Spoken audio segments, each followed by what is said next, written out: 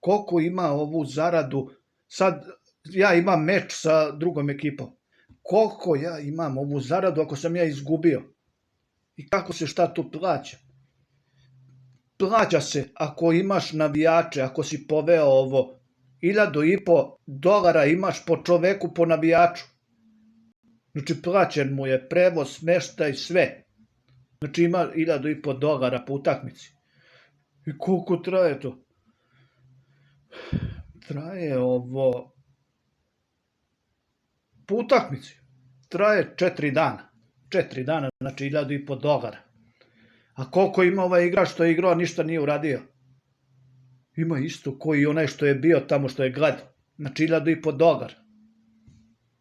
Znači nema ništa. Nema ništa, nije dao gol. Gol $100.000. Znači $1.500. Koliko imaju ovi u košarci ovo?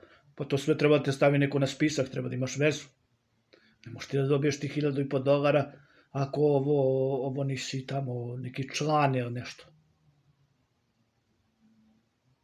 Znači $1.500. $1.500 za 4 dana. Ništa nisi uradio, ništa nisi pobedio, ništa. Navijače si toko poveo, oni imaju po $1.500 i ćao. Znači nema ništa. Ništa ne možeš da tražiš ovo. Sad Real ne može ništa da traži. Ništa Real ne može da traži, sad igra kod kuće.